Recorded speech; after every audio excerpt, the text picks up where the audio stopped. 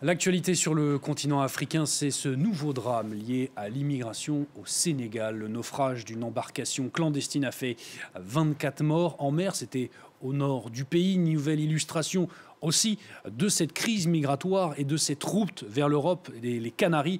Une route très dangereuse, de plus en plus empruntée et qui passe par l'Atlantique. Écoutez, un rescapé, et le gouverneur de la région où s'est produit le drame. Nous sommes partis de Joal mercredi dernier. Nous étions en mer pendant une semaine. C'est quand nous sommes arrivés au niveau du Maroc que le capitaine nous a dit qu'il était perdu et ne pouvait plus continuer le voyage. On lui a demandé de nous ramener au Sénégal. C'est comme ça que nous nous sommes retrouvés ici.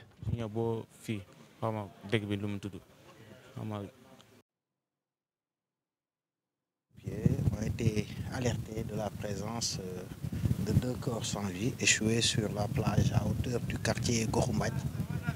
Et à la suite de cela, un flux de personnes a commencé à débarquer de la plage, tendant à faire croire qu'il s'agissait effectivement de migrants clandestins. Voilà donc pour ces réactions à ce drame et ce drame lié à l'immigration et ses conséquences, notamment sur les nouvelles routes migratoires. On va l'évoquer tout de suite avec notre consoeur d'Info Migrants avec nous en plateau, Charlotte Auberti. Bonjour Charlotte. Bonjour. Charlotte, vous êtes donc journaliste, je le disais, pour la rédaction d'Info Migrants et vous étiez justement en décembre au Sénégal pour couvrir ce sujet de l'immigration irrégulière vers l'archipel espagnol qu'on évoquait à l'instant, donc des Canaries. D'abord, pouvez-vous nous parler, Charlotte, des conditions de traversée et des pirogues, car ce sont sur des pirogues que les migrants traversent et donc ils prennent place. Oui, bien sûr. Oui, parce que justement, en décembre, je suis montée sur une pirogue qui était sur la plage, justement pour qu'on se rende compte concrètement des conditions dans lesquelles les migrants traversent. Et donc, sans grande surprise, ce sont des embarcations qui ne sont pas du tout adaptées à de telles traversées. On parle de 1500 km qui séparent les côtes sénégalaises des îles des Canaries. Ces embarcations, ce sont des bateaux de pêche, en fait, qui sont utilisés pour la pêche au large du Sénégal. Et le phénomène migratoire étant ce qu'il est, des propriétaires de bateaux de pêche les revendent à des migrants pour qu'ils puissent traverser vers les Canaries, donc comme on le voit ici. Si tout va bien, je dis bien si tout va bien, un tel trajet prend entre 5 et 7 jours de navigation.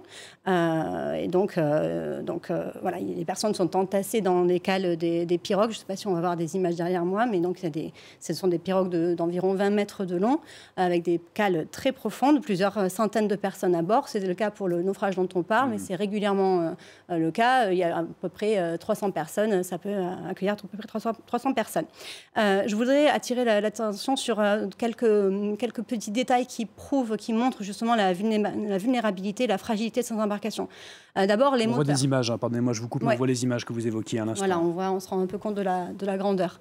Les moteurs, donc on m'a expliqué que ce genre d'embarcation, justement, quand elle partait pour un tel trajet, était équipé de 2 moteurs de 60 chevaux chacun. Donc, en prenant en compte le poids d'une telle embarcation, le poids de centaines de personnes, le poids des vivres, également les forts courants c'est connu en fait, l'océan Atlantique et cet endroit, cette zone maritime pour être traversée par de forts courants.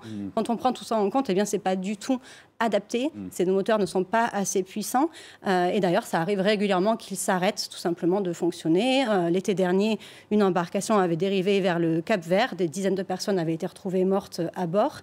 Encore pire, en 2021, une embarcation était arrivée à Tobago, dans les Caraïbes, avec des personnes qui étaient réduites, des cadavres qui étaient réduits à l'état de squelette.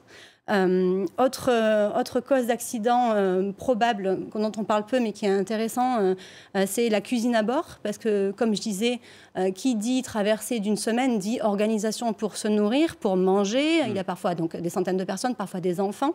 Et donc, les migrants organisent une cuisine dans une des cales. Donc, ils mettent du sable au fond de la cale. Ils mettent ensuite des jantes de roues de camion qu'ils remplissent de charbon et ils créent comme ça un four avec lequel ils font cuire des pâtes. Donc, ils mangent principalement des pâtes.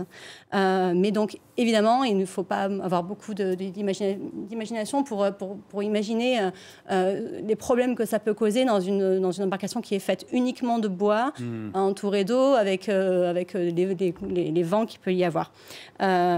Et aussi, autre détail, ces embarcations, quand elles sont fissurées, ce qui est souvent le cas, elles sont réparées à l'aide d'un mélange sommaire fait de sciure de bois, comme on le voit à l'écran, sciure de bois, colle et essence. Donc pareil, ça montre la vulnérabilité de ces pirogues. Charlotte, des conditions extrêmement dangereuses de traversée que vous venez de décrire. Et malgré ça, eh bien, des dizaines de milliers de personnes prennent des risques. On le rappelle, hein, plus de 39 000 migrants sont arrivés sur l'archipel des Canaries en 2023. Et la tendance est à la hausse et se confirme en début d'année. Alors pourquoi autant de départs via cette route, justement, des Canaries? Alors les départs, déjà, les causes sont nombreuses. En premier lieu, il y a la pauvreté, le manque de perspectives économiques. Les Sénégalais parlent énormément des problèmes liés aux licences de pêche accordées par l'État sénégalais aux entreprises étrangères. Donc il y a des bateaux étrangers qui pêchent massivement au large du Sénégal. Et donc les pêcheurs sénégalais disent ne plus trouver en fait, de quoi manger, en fait, étant donné que la pêche est l'une des principales sources de revenus au Sénégal. Donc ça, c'est très important. Il y a également le changement climatique. Dans certaines localités, l'érosion côtière pousse les personnes à partir. On a fait un reportage là-dessus. Et il y a aussi également, très important, la pression sociale qui fait qu'une personne part en Europe pour pouvoir subvenir aux besoins de sa famille et rester au Sénégal. Alors ce départ des Sénégalais, il n'est pas du tout nouveau, notamment via la route des Canaries. Elle était déjà active dans les années 90-2000. Elle s'était tarie par la suite au profit d'un passage via le désert du Sahara vers la Libye. Donc les migrants allaient en Libye dans l'espoir de traverser la Méditerranée et de rejoindre l'Europe. Mais on le sait maintenant, les conditions de vie des migrants en Libye sont catastrophiques et les contrôles se sont renforcés en Méditerranée et dans le désert du Sahara. Donc les personnes ont bifurqué à nouveau vers la route des Canaries.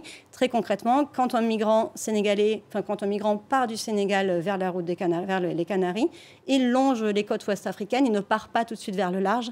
La pirogue longe les côtes ouest-africaines le long du Sénégal, de la Mauritanie, du Sahara occidental, et c'est arrivé au niveau des côtes marocaines que la pirogue prend le large. Malgré les drames, hein, vous l'avez dit, les migrants, eux, ils se découragent pas. Hein. Non, au contraire. En fait, c'est un phénomène qui est omniprésent au Sénégal. C'est vraiment même perturbant de voir à quel point tout le monde est concerné par ce sujet. C'est très facile de rencontrer des personnes qui sont concernées par ces drames, donc qui ont soit des membres de leur famille qui sont morts en mer, soit qui envisagent de prendre la mer.